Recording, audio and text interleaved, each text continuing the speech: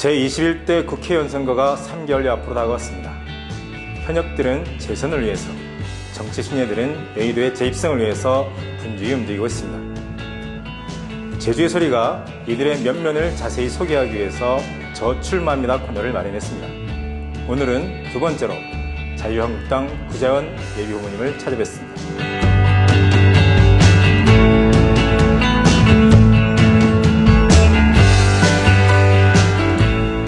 안녕하십니까? 네, 안녕하십니까. 구자원입니다. 네? 아이고, 네. 바쁘시죠? 네, 그렇습니다. 네. 바빠지고 있네요. 그래요. 우리 선거 출마라는 게 참 쉽지 않은 결정일 것 같은데요. 집안에서도 좀 반대, 만류 이런 게 좀 있었을 것 같은데 이번 총선 출마 결심하게 된 이유 궁금합니다. 글쎄, 출마를 염두에 두고 한 2년 동안 지금 정당 생활을 하고 있는데 애초에 처음에 출마 이유는 그런 부분이었죠. 보수 부분이 제 역할을 하지 않은 상태에서의 국가 경영이라는 건 매우 위험하다. 보수도 실질적으로 국민의 눈높이에 맞는 어떤 그런 공감을 일으킬 수 있는 그런 보수가 되어야 한다. 그런 생각을 했었고요. 그 부분을 역할을 제가 해야겠다라는 생각을 하고 이제 출마를 염두에 뒀었고요. 최근에 이제 제주의 정치 상황도 보면은 제주의 정치 상황은 국회의원도 그렇고 도도 그렇고 도의회도 그렇고 전반적으로 민주당의 어떤 세력이 지나치게 과도하게 제주도를 대변하고 있다.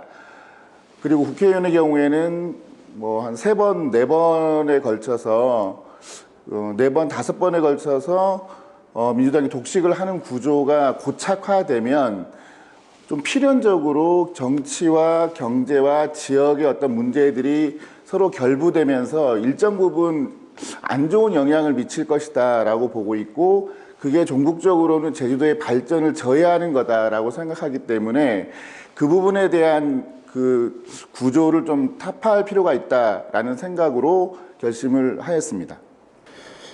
총선에서 유권자들의 선택을 받기 위해서는 다양한 기준이 있겠죠. 그중에서 그래도 후보자가 갖고 있는 컨텐츠, 정책 공약을 좀 많이 판단을 하실 거라고 보는데요.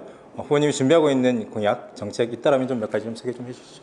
그 공약을 이제 준비하는 게 사실상 좀 어려운 작업이라고 생각해요.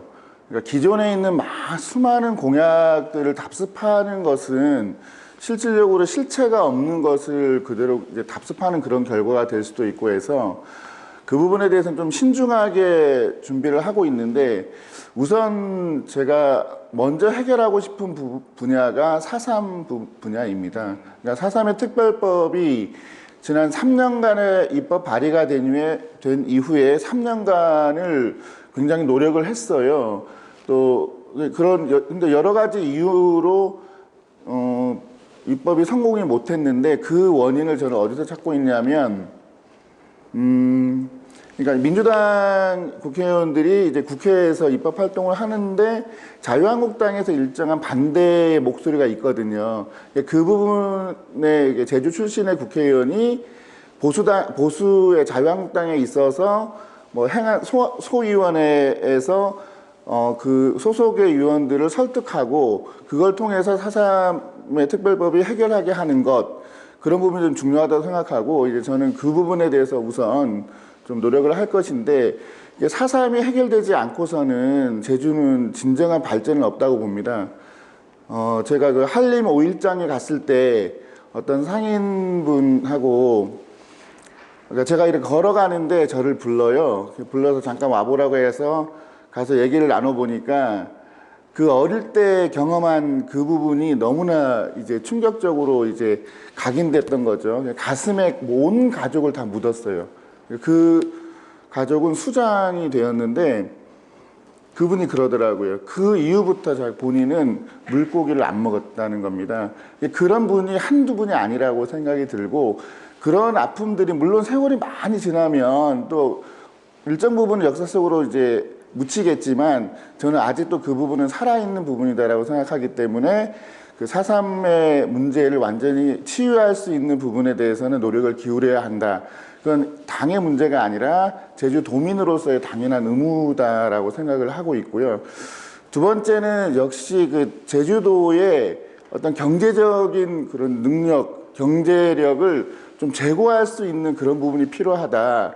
물론 전통산업, 전통의 농업, 그리고 관광, 이 분야에 대한 경쟁력을 제고하면서 미래의 먹거리를 위한 부분들에 대해서 관심을 기울여야 한다. 그래서 생각한 게 뭐 스마트 관광이기도 하고 또 산업의 융복합을 통한 어떤 IT와 접목된 어떤 산업의 융복합화를 통해서 제주 전체의 경쟁력을 높이는 것, 그 부분에 대해서 좀 연구를 하고 있습니다. 보통 우리 선거를 전쟁에 좀 많이 비유하거든요. 나왔으니까 어떤 이겨야 된다는 것 때문에 좀 그런 비유를 많이 하는 것 같은데, 전쟁이 나왔으면 상대를 제압할 수 있는 자신만의 좀 강력한 무기가 있어야 되지 않겠습니까? 우리 구 후보님께서 갖고 있는 타구와 차별화되는 가장 큰 장점 뭐라고 보십니까?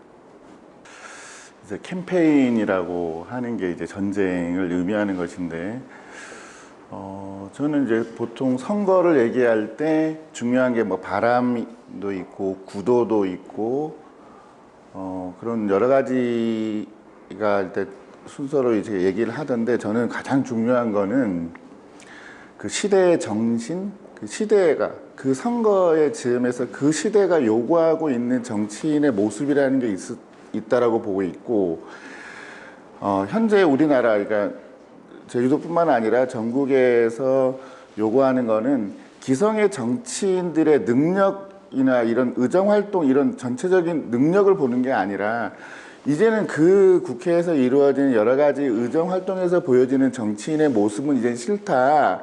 그래서 좀 새로운 인물로 좀 교체를 해보자라는 게 굉장히 강하다고 보고 있습니다. 그래서 다른 후보도 물론 이제 새로운 인물도 있고 합니다. 근데 저도 그 중에 하나다. 그 중에 하나로서 새로운 인물로서 특히 자유한국당에서의 구자원은 새로운 인물로 보고 있다라고 생각하고, 저는 그게 저의 경쟁력이 아닐까 그렇게 생각하고 있습니다.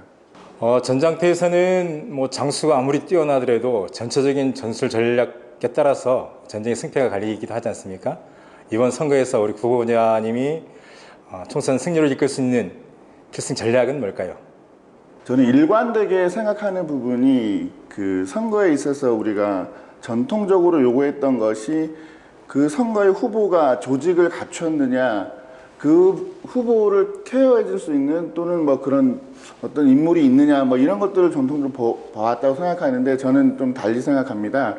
그냥 제가 갖고 있는 진솔한 생각들, 그리고 의지, 이런 부분을 가지고 도민들하고 진심으로 소통해 가는 것, 그 부분에 대해서 도민들이 전체적으로 인정해 주는 것, 그 인정을 받는 것, 그게 저로서는 그게 필승의 전략입니다. 그 과정에서 일부 어떤 디테일한 어떤 전략들, 전술들이 나오겠지만, 저희 기본 방향 자체는 기존에 있는 그런 어떤 선거의 전략을 좀 벗어나서 좀 내 생각을 좀 진솔하게, 그야말로 진솔하게, 어떤 부분에 제가 약점일지라도 그 부분까지 공개해서 소통할 수 있는 것, 그래서 내 모습을 오롯이 보여주는 것, 그 부분이 가장 중요한 필승 전략이다. 저는 그렇게 생각하고 있습니다. 예.